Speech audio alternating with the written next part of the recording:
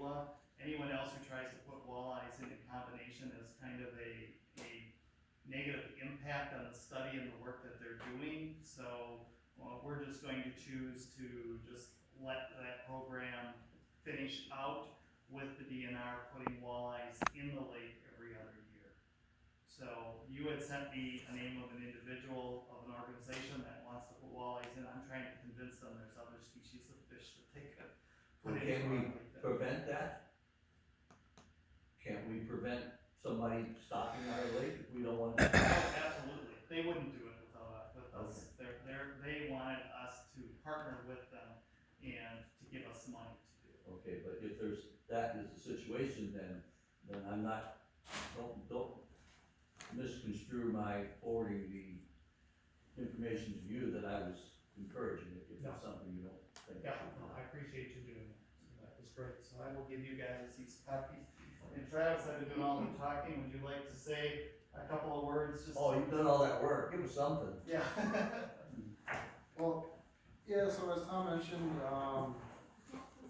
Lake Beulah is one of, well, I guess just to back up a little bit, I cover Racine, Kenosha, and Walworth counties for the Department of Natural Resources. I'm fisheries biologist for that area. I don't do anything Lake Michigan related, just inland lakes, rivers, and streams that have public access. As Tom mentioned, Lake Beulah is one of the lakes in my area that is part of the Wisconsin Walleye Initiative.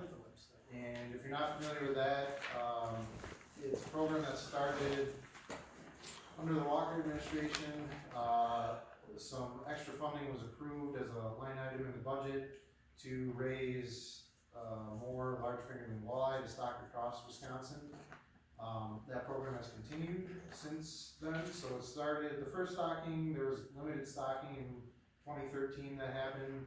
The first stocking in Beulah and all the even year lakes happened in 2014, and it's basically continued on since then. So Beulah gets it on even years. There's other lakes in my area that get it odd years. Lake Beulah, so as part, along with the Wisconsin Walleye Initiative, we saw the DNR fisheries, we saw that as an opportunity to do a large scale evaluation of walleye stocking across the state. And what they did was biologists like myself nominated lakes where we were stocking small fingerling walleye. It's a different product than the large fingerling that we get now. As the name suggests, they come a lot smaller. They're usually about 2 inches max, and they are stocked up in June. They weren't working in a lot of situations. That's why we asked for those large fingerling. And when we nominated the lakes, that list went into Madison. They set up the study design across Wisconsin lakes that were nominated for the large fingerling walleye. Different stocking rates were applied. So our stocking rates range from 5 per acre to 20 per acre. Beulah is kind of right in the middle at 10 per acre.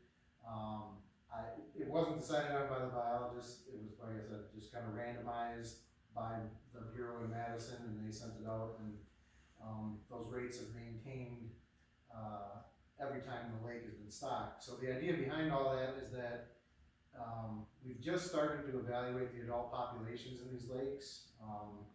The priority has been on what are called sentinel lakes, which Beulah is a sentinel lake.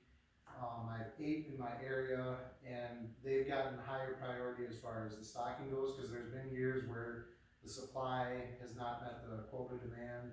So the lakes that are designated as sentinel lakes within the Walleye Initiative have always gotten higher priority to make sure that stocking rate is maintained so we can do a better evaluation. And the end goal of all that is that we're trying to determine what stocking rate is effective in what kind of water bodies. Our first sentinel lake evaluation, by the study design, we started the adult walleye evaluations of these stockings in 2021. So I've done Silver Lake in Kenosha County, and that was in 21. In 22 we did Tishian Lake, Racine County. This year we did Lauderdale Lakes. There's been a pretty hard push for me to get out to Geneva because we're making significant investments there. So we're hoping to get out to Geneva next year, and then, so that would be 24, 25, 6 and 7 would be my remaining Sentinel Lake. So Beulah will be somewhere in that 25 to 27 range for evaluation. And I guess that's kind of long and short of the program. I don't know if I have any. Are you considering it successful, or do you have any preliminary thoughts on it? So it, In a few words. 2 of the lakes, so we got a good evaluation on Silver Lake in Kenosha County. That one, so the metric that we're looking for as kind of the gold standard for evaluation is called a population estimate. We go out and do a netting survey. We mark walleye through that netting survey, and then we recapture them, and it tells us how many, we run some statistics, and it tells us how many fish per acre based on the number of fish marked versus unmarked that we capture. And Silver Lake came out to about 1.5 fish per acre, which is a little bit, it's borderline as far as, you know, what we'd like to see in a stock system. The goal is at least 2 fish per acre in a stock system. Tishian Lake, that one's a different, it wasn't real successful this last go around because it's an open system. The fish can either be in the lake or they can be in the river, so that one's kind of tough. I'm not putting a lot of weight into that survey. But this year on Lauderdale's, it looks like we got a really good survey, and that one's running between somewhere in 2 to 3 fish per acre. The one kind of caveat on that is that Lauderdale and Geneva have the highest stocking rate, so 20. So it might be an artifact of the fact that they're getting a lot of fish based on their acreage. But Beulah will be a good indicator of if these lesser rates. The study is just to determine walleyes, right? Right. And what are we stocking? What are you gonna stock this year, this thousand? So I should say the evaluation of walleye is kind of built into our standard protocols. So we evaluate, when we go to do the walleye evaluation, we're looking at all the species. Okay, so you're looking at all of them. Yeah, so we do what we call a comprehensive survey the year that we're doing our walleye population estimate. So we try and get a pike population estimate. Sometimes it doesn't happen because the ice doesn't always come off where we go as soon as ice comes off the lake. And sometimes we just miss the northern pike spawning. They're in the shallows somewhere that we can't get to before the ice comes off, and we kind of miss them. We're usually able to get a real good walleye population estimate. And then after, that's all the netting survey, and then later in the spring, like we just did them last week, I think it was, maybe 2 weeks ago, we did our bass and panfish survey of Lauderdale. So Lauderdale got the comprehensive survey this year, and whichever lake we're evaluating the walleye issue on gets. So the $64 question is do you consider something that we should continue, and are we making any progress on stocking the fish in the Beulah? So I mean, the walleye is gonna continue, there's no question there, because DNR. Well, that's your money. Yeah. As far as the other fish, I'll be able to tell you more after I do the survey. I know that's. But that won't be till 25, 26, or 27. Right. But if you don't speak specific to Lake Beulah and just talk about stocking in general Yes. across the state of Wisconsin, the results are Mixed. So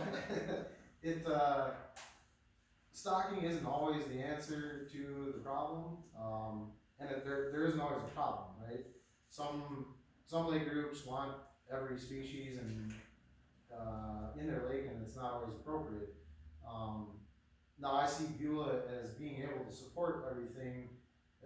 Like Tom has worked very closely with me to, make sure the species that they're stocking make sense for going into Beulah. So I wouldn't approve something that I didn't think was, at least had a chance of working based on the habitat that's available. And oftentimes if a species isn't working, it's because there's some limiting factor of habitat. John, do you have some questions? It was originally your concern. No, I think we're behind the program. just wanna know what's the effectiveness of it, and, you know, get feedback. Are we doing the right thing? And I know it takes time. Yeah. But that's what we're after, you know, are we doing the right thing? Are we spending our money wisely? Sure. Yeah. Yeah, and we'll get a real good idea of hopefully all the species, when we do the survey out here. And I know it's, you know, painful to look that far out, but that's kind of the world I live in when I cover 3 counties and all that water, so. You probably work with Heidi Wong too, don't you? I do work with Heidi, so, yep. Yeah. She does water quality stuff, and I'm fish specific, so. I have a Val, question. Sure. Because I live in an area where, my neighbors have lived on this lake their whole life, you know that.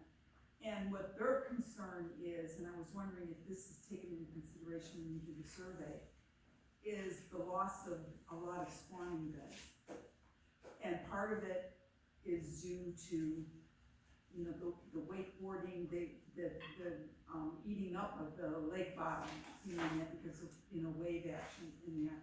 Does your survey or study consider any of that, or what do, you know, how do we, it's like, what do I tell my neighbors? Yeah, to a degree, I mean, we can make kind of generalized statements about habitat, but really, our surveys are more,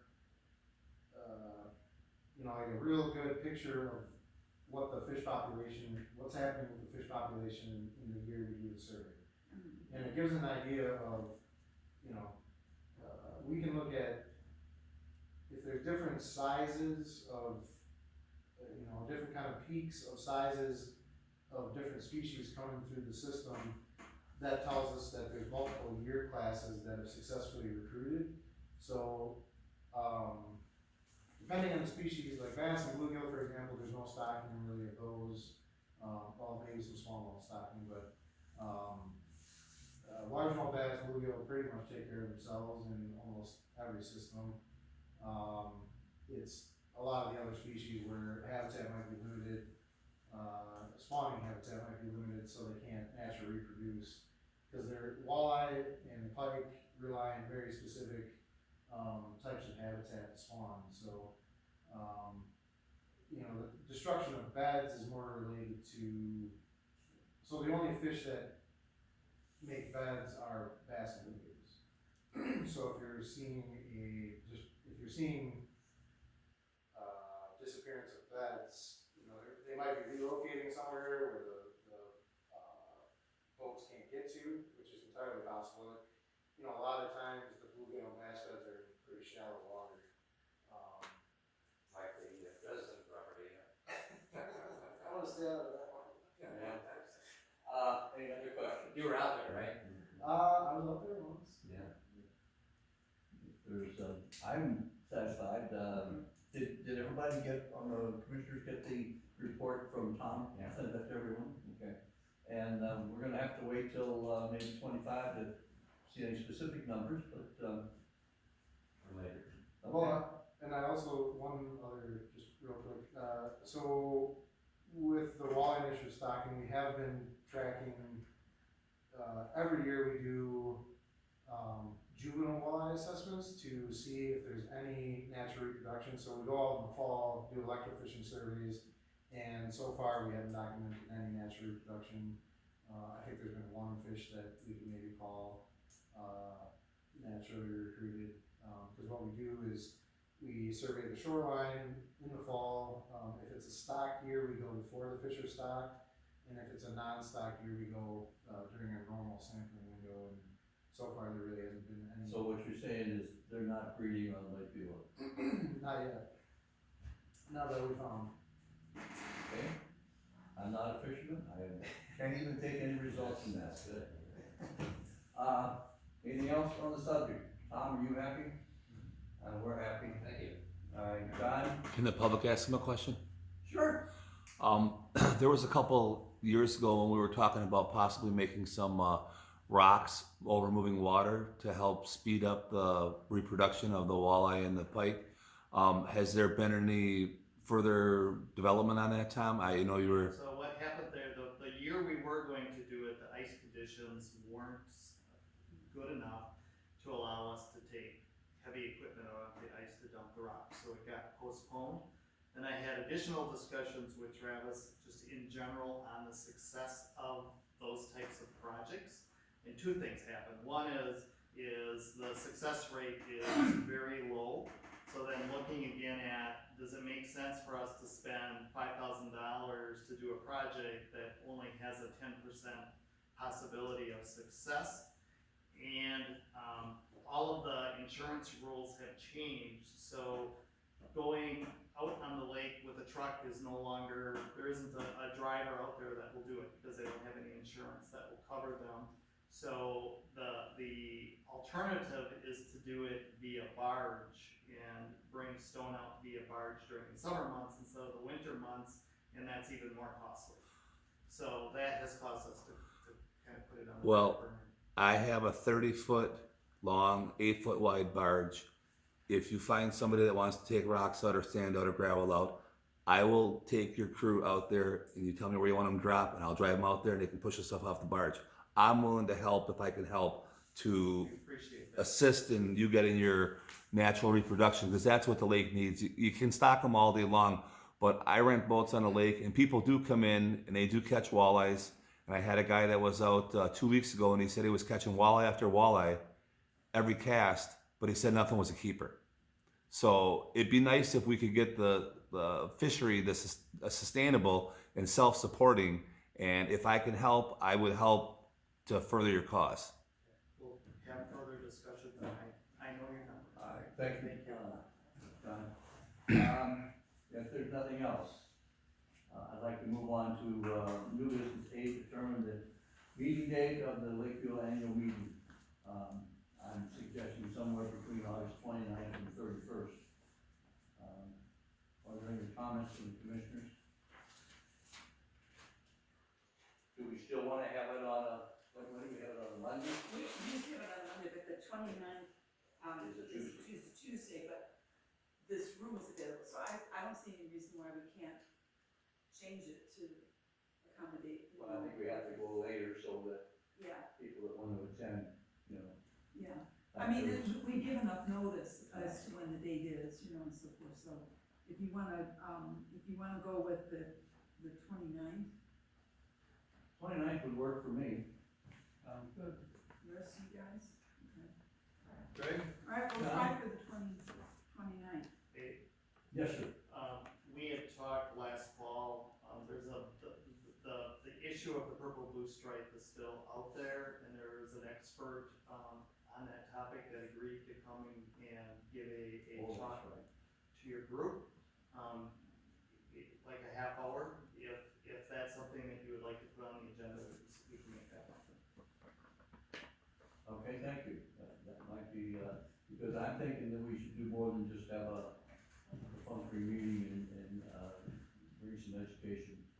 So, we will keep that in mind. That sounds good to me at this point. Okay, so, let's have a motion to establish the, August 29th is the date of our next annual meeting. I so move. Is there support? Second. All right, all those in favor say aye. Aye. Opposed? Motion carries.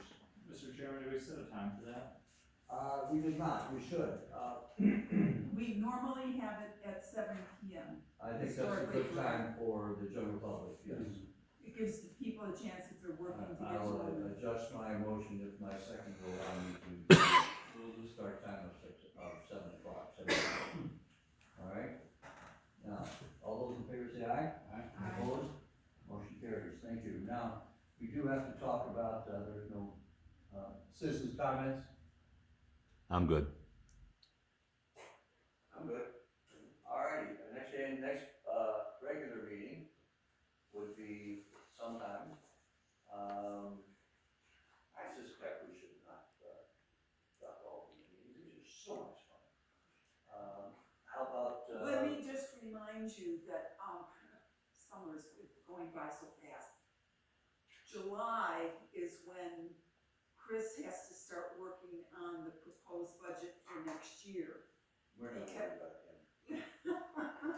Well, because we have to, Yes, I know. we have to work backwards The from date- when the we. dates, et cetera, do you have a August, suggestion? yeah. So July, is an important important month, so, How about the 18th?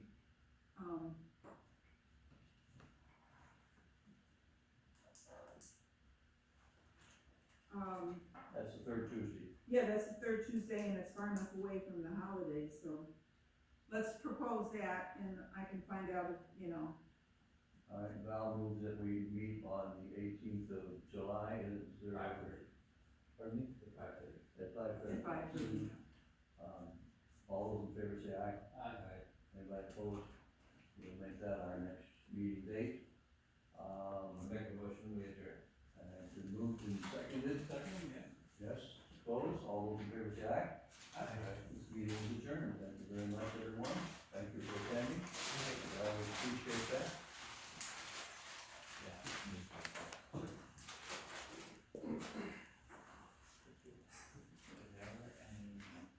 So you got a soccer because of the rain? So there was a prospect. There will be somebody up for election. Val, who's up for election in the next annual meeting? Oh, you know, it's my term that's up this year. Just one term? Yeah, it's just one. Theirs was Really last need to year. rain, so I don't have. Okay, so Val's up. So the only, cause are you gonna continue, Stan? How much longer did you? Well, he's elected. I'm elected, I have 2 years now, 2 years ago. I probably will at least one more year. Okay. So, I'm, but I you know, cause understand there for a while, you you never know, allowed two drinking people before the meet meeting. together. We just need to make sure everything that was. Yeah.